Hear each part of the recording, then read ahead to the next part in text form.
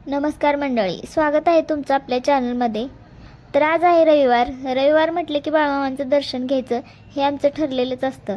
तसं पाहायला गेलं तर आम्ही दर रविवारी बाळूमामांच्या मंदिरात येतो, पण आता बरेच दिवस झालं मंदिरात येणं झालं नव्हतं. त्यामुळे आज रविवार आहे त्यामुळे म्हटलं चला जाऊन येऊया. आणि अहो पण आज घरीच होते, त्यामुळे मग आम्ही बाळूमामांच्या मंदिरामध्ये आलो होतो. तर मंदिरामध्ये बघू शकताय तुम्ही किती छान प्रकारे रांगोळी काढली होती. आणि इथंच नारळ वगैरे विकायला होता आतमधल्या साईडला मंदिराच्या. तर तिथं आम्ही नारळ वगैरे घेतलं, तर त्या आजीकडे 5 रुपये नव्हते. तर मग आम्ही म्हटलं राहू दे, ठीक आहे, परत द्या. मंदिरात पोहोचल्यानंतर मग आम्ही बाळूमामांचं दर्शन घेतलं. देवासमोर नतमस्तक ठेवून कुटुंबासाठी, तुमच्या सगळ्यांसाठी सुख समाधान आणि चांगलं आरोग्य मिळावं अशी प्रार्थना केली. तर बघू शकता ही मंदिराची पाठीमागची बाजू आहे आणि ही समोरची म्हणजे आतील मूर्ती आहे. तर मूर्ती एकदम छान प्रसन्न आहे, बघू शकताय तुम्ही. तसं तर बाळूमामांच्या प्रत्येक मंदिरात गेलं ना मन एकदम असं शांत होतं. दर्शन घेऊन झाल्यानंतर मग आम्ही इकडं नारळ फोडायला आलो.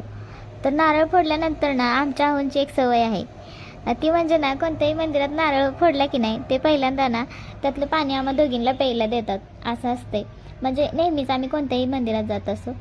तर इथं कांचनला दिलं होतं. ती मला म्हणते तुम्ही पिताय का? मी म्हटलं राहू दे, तुझा उपवास आहे, तूच पी. आणि हे पाणी ना तसं तर प्रसाद म्हणून ग्रहण करायचं असं मला तरी वाटतं बरं का. आणि आज रविवार असल्यामुळे ना मंदिरामध्ये महाप्रसादाची सोय होती. तसं तर दर रविवारी इथे ना लापशी खीर वगैरे असतं, पण आज महाप्रसाद होता.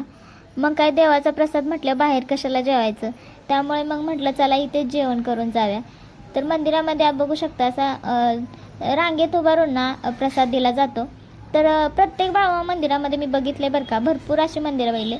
तर तिथं आहे ना ही महाप्रसादाची सोय खूप छान असते आणि असं रांगेत उभारूनच प्रसाद दिला जातो. म्हणजे थोडं पण इकडं तिकडं होत नाही, व्यवस्थितरित्या प्रसाद वगैरे दिला जातो. तर इथं आम्ही दोघांनी प्रसाद घेतलाय. आता कांचनची सध्या श्रावणी चालू आहे, त्यामुळे तिनं ना प्रसाद नाही घेतला. आमचं जेवण होईपर्यंत ना मंदिरात बसूनच मग तिनं नामस्मरण केलं. तिचं नामस्मरण पण झालं आणि आमचं जेवणही झालं आणि मग आम्ही घराकडे निघालो होतो.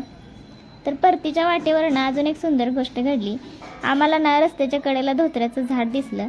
उद्या शिवलिंगावर धोत्र्याची फुलं आणि फळं अर्पण करतात, म्हणून मग कांचन लगेच म्हणाली ही फुलं घेऊया. आणि मग कांचन फुलं आणि फळं आणली, ती घेऊन आम्ही घरी आलो. असं आमचा आजचा रविवार बाळूमामांचं दर्शन आणि महाप्रसाद, कांचनचं नामस्मरण आणि येताना भोलेनाथांची सेवा करण्याची संधी. तर असा होता छान असा सकाळचा ब्लॉग. तर आवडला असेल तर नक्कीच लाईक करा.